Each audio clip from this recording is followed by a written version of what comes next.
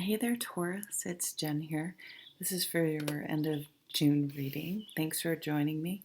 So, we just came off of that full moon lunar eclipse at the end of May, in May 26th, in the sign of Sagittarius. Um, and so, those eclipses, right, they last for 6 months. So we're still going to have the influence of that. I've been getting a very strong connection between earth signs and fire signs, and in particular Sagittarius and Taurus. So I just did Sagittarius. I'm doing your sign next. You didn't come up a lot in that reading, but there's a strong earth, but the earth energy did very, very strongly, and it felt like Taurus energy. But when I first started doing these readings, I just heard December, December, December. And so I thought back to December, and we did have that great conjunction on December 21st, the Jupiter Saturn conjunction in Aquarius. So I really felt like that time period, and then we had eclipses around that time. That time period is very much relevant to what's going on in June. So I went back and looked at my channeling, and it doesn't always make sense. I'm just going to be honest, because I'm so far away from writing it. I don't really remember all the backstory, but I'm just going to read those, and I'll timestamp when we break out the tarot cards in case you don't give a shit about this. So for Taurus, December 2020, I saw a bird.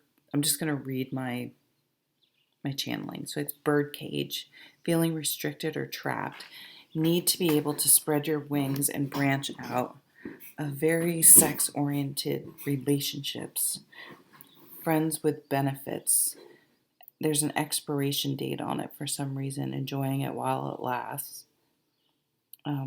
Working at a drafting table, drawing up plans.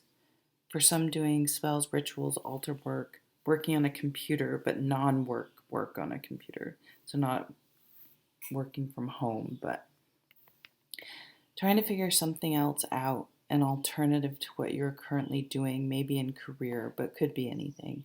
Stargazing space.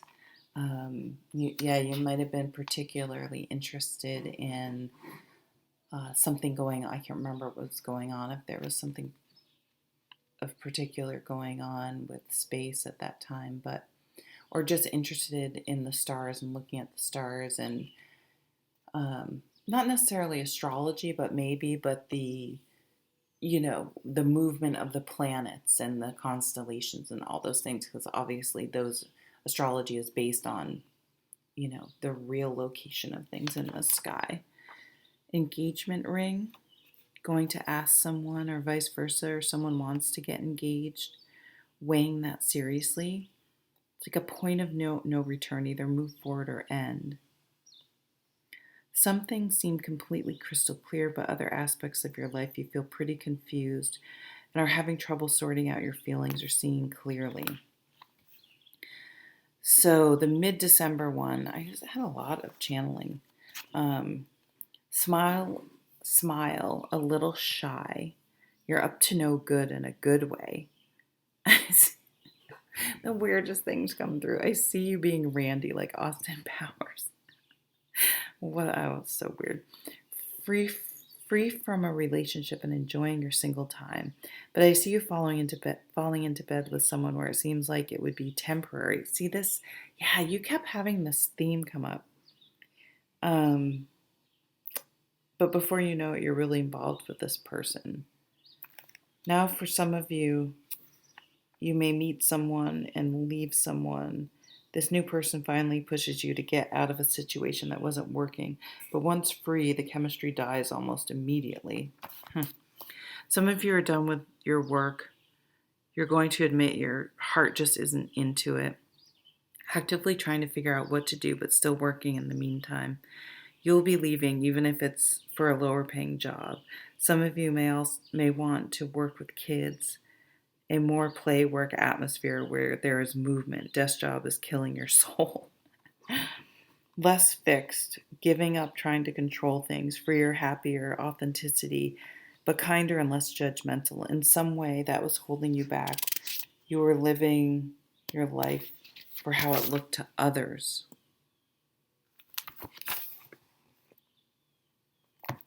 Anyway, so those were some of the things, the channelings I got from back in December. So maybe those were things you were thinking about, and now you may be seeing them come into fruition, or I don't know. We'll just have to see how it works for you. So let me write down when the tarot card readings start. 5:30. That looks like an S. Okay, let's pull out some cards. I don't know if we'll need this. And see what, it's too many. It's too many. Too many. I'm going to shuffle. It might be loud.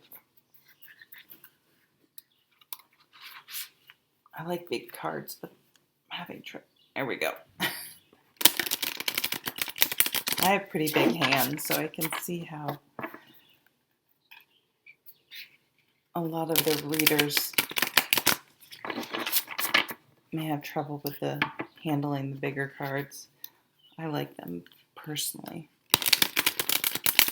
These aren't even really that big of cards. Sorry, I'm just babbling about just not stuff you probably don't give a shit about. Okay, let's focus. Taurus, end of June. What's going on? What's going on with relationships? I just see you being almost like a Four of Cups energy. Like, it's like you're seeking something, but it just isn't presenting itself, or you just can't quite put your finger on it. These cards feel very stuck. Like they literally feel stuck together. So maybe you're still feeling stuck. Maybe you still haven't left, for those of you that it resonates, that relationship that was coming up in December. So maybe with people getting out and about again, maybe running into that person will happen. So I'm trying to get these cards. They feel stuck for some reason. So I feel like that's you. And for a Taurus, for a fixed earth sign to feel stuck, that's really telling. Very telling, because you guys kind of like you're just good with staying put. Doesn't mean you don't do things and you're not active, but you're okay with a routine and putting down roots. Okay, Sag had this card, the Nine of Wands. And for me, I was saying it's almost as if you build a fort, or you have a clubhouse as a kid, what's the password? I guess we do that all the time. That's so funny that what we would do as a kid is like our life. How many passwords do we have that we have to remember and make up, and you can't use any of the last 10 passwords, and they can't be a sequence, and blah, blah, blah, blah. It's like all these rules. It's kind of interesting. All these rules. You're sick of all these rules. You feel trapped. So this is not what I was getting for Sag, but yeah, the feeling trapped, the caged bird, right? But for me, in this card, the Nine of Wands, she's standing guard. She's protecting herself.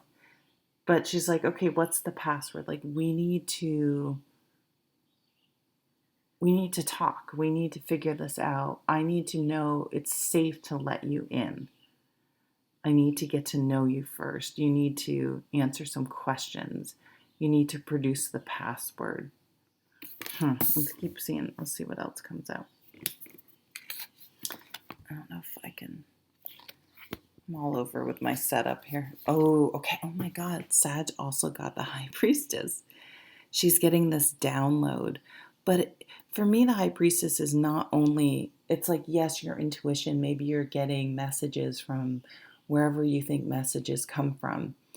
But it's also letting things bubble up that you kind of push down. These thoughts that come into your brain, like, I would like to do this, and all of a sudden the ego goes, you can't do that. It's all the reasons come out, the list of reasons why you can't live authentically and do what feeds your soul and makes you happy, or date that person, or pursue that career or hobby, or move to that place. So the high priestess is like those things that bubble up that you push down, that's your authentic self. And until you allow them to really come to the surface and explore them and acknowledge them and embrace them, you're not going to be living authentically.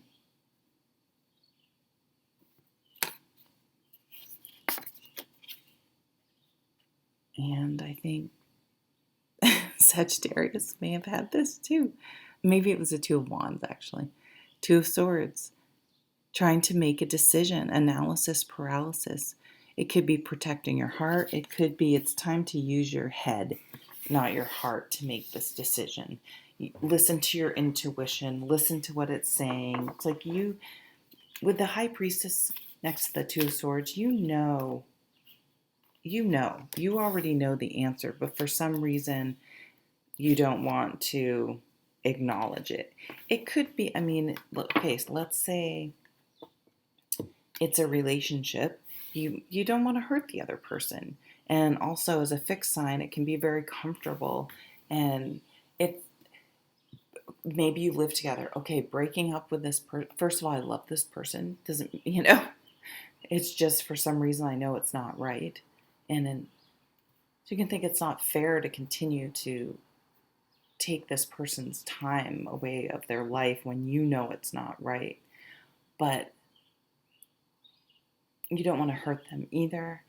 And it's going to be disruptive. You know what I mean? You just know it's like you've prepared yourself, because it's just going to create a lot of things that have to be dealt with, and communication, and so a little bit of an avoidance has been happening. Ten of Pentacles, happily ever after. Like, who can you really lay down roots with and start a family and grow old with? So that's something on your mind. This could be inheritance. Something, family legacy, something passed down to generations. There may be something,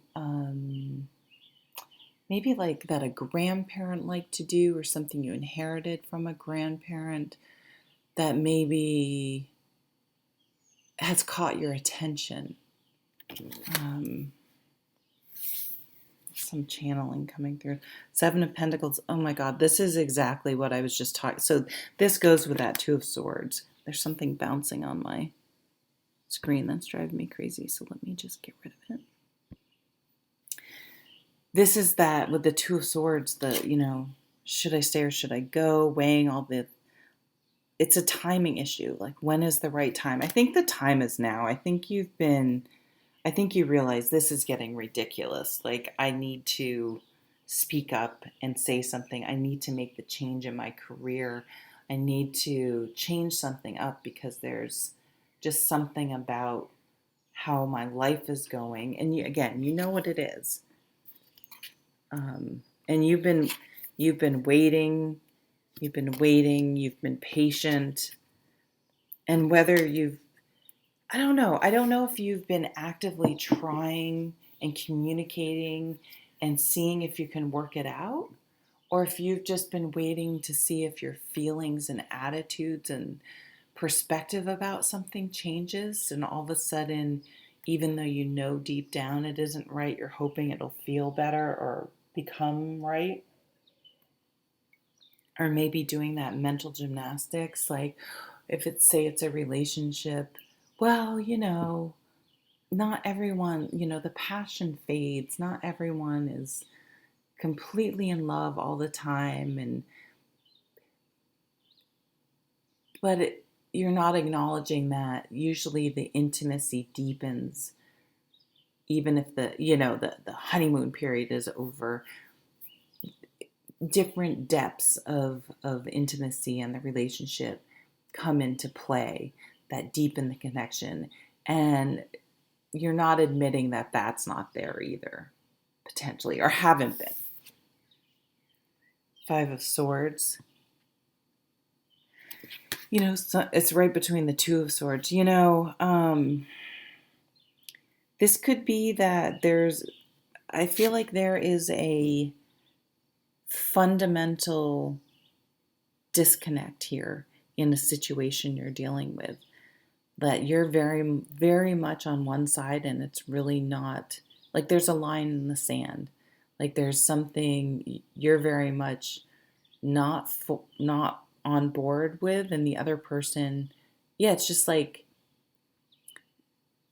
this is a deal breaker, I guess. There's some sort of deal breaker. And something about patience. So someone being patient or someone not being patient. Wow.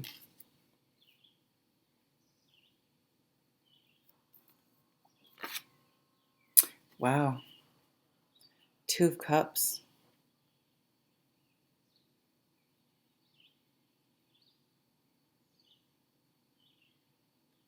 And it's interesting. This was a bonus card and it's kind of off to the side. It's kind of not in your main reading. And to me, I guess I'm just feeling like, did I pull these cards last time? I did, yeah. It's kind of like your Two of Cups is in your peripheral vision. It's not whatever's in your life right now. And of course, if you're super happy in your relationship, this isn't for you. But it could be with your career. You know what I mean? Or a friendship, or other types of relationships or situations. Like you haven't found the right match, the right situation. I mean, this can be anything too. It could be a person, maybe you work out with a personal trainer. Maybe you have a therapist, and it's like, you're just like, I just don't quite, there's something not right here. And you feel like maybe if you try, trying someone else, you might have a better connection with. What the heck was that? Okay, I don't know what that was. The Empress, Mother Earth. This is pregnancy. There's transformation with the butterflies. There's fruitfulness. There's giving birth to something. It doesn't have to be a baby. Giving birth to something, starting something new, emerging in your life. She's organic. She supports. She's sort of just a rock. She's very much an earth sign energy, even though all the queens look to the Empress. She's most connected with the Queen of Pentacles, or the earth signs, because of Mother Earth. She's grounded. She's just a rock. She's just steady. She's just there for you. But she nurtures, she supports. She doesn't force or direct or micromanage or tell you how to do things. She's just there. She's just a solid force there, like a presence that is comforting. It's interesting. It looks like she's dipping her toes in the water there. So sharing some emotions, allowing her emotions. So she's in touch. Yeah, that makes sense. She's most in touch with earth and water, because those are the quote unquote feminine of the elements. That looks like she's holding her heart down here, kind of. I'm sure, is that what that is? There's someone ready to give you their heart, or yeah. Don't get hung up on the genders. And she's reminding me of the high priestess, because her third eye chakra is or her crown chakra is lit up. And it's like, this is something you need to pursue, that there's something you need to pursue, you need to explore. Wheel of Fortune. I want to see what this last card is. Temperance, Sag. You're Sag. Wow. Wow, 3 majors right across the bottom here with the Crystal Visions Tarot. Damn. The Wheel of Fortune, it says if you can stay at the center of the wheel, then you don't get as caught up in the highs, but not as caught up in the lows. It's, again, wanting that steadiness. So maybe you've been interacting with people that are kind of all over the place. Maybe they're kind of drama queens or struggle emotionally to the point where you feel as though they have a lot. Maybe they're younger than you are. Or more immature. That can be at any age, really. And it's not that they're a bad person, but it's like you can look and see, yeah, I remember being that way. There's just more life experience that needs to happen. We're not in the same place. And maybe we would be a match, but coming to terms with the timing aspect and the fact that maybe you feel like you're sometimes relationships you can feel like you're more of a caregiver or a parent in some way, and like there's one thing, and it's like you're like I want a partner. I don't want someone I feel like I have to take care of. I don't know. And part of you may think, oh, am I a jerk for thinking that? But I really, your intuition knows something is not right. And you have all these amazing, your life comes more into balance. There's just a very steady, solid, calm acceptance. Like once you allow yourself to get there, I just see you guys having relationships now that are totally different. Maybe with someone older, maybe with someone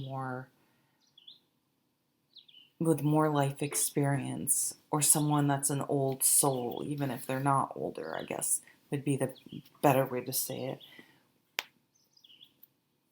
it. They're meeting you at your vibration, at your level. And it brings those things that are missing that you can't quite put your finger in.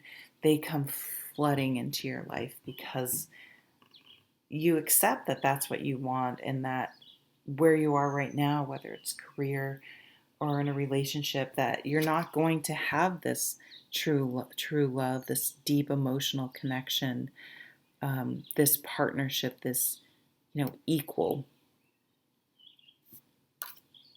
with the way your life is currently set up, because there's a fundamental line drawn in the sand. There's a fundamental disconnect in some area. So once you can allow this, allow your intuition to acknowledge your intuition, you can make this decision.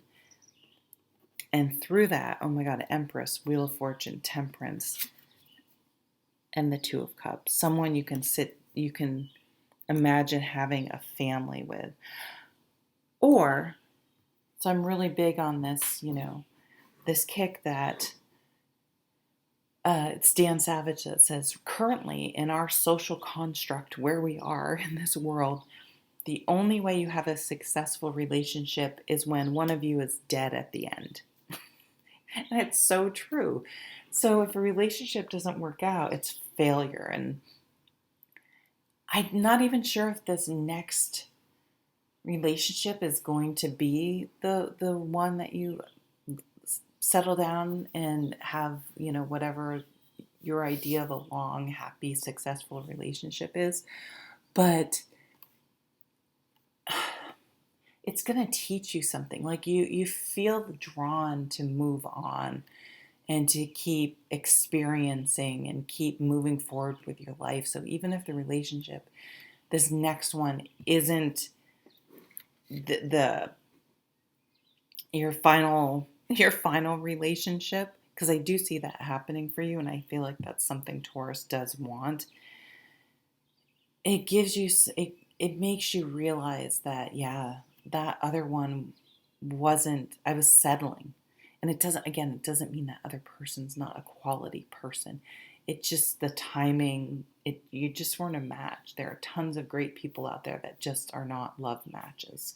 And maybe this new person, because I do see you, I don't know if it's a rebound or if you've had a thing for this person that you haven't wanted to admit, but this person that does come in next that you do have a deep connection with, whether it lasts or not, shows you that there is more, and you need to keep looking and keep searching and keep moving forward to find this, because this is out here in the future, but it's after some changes.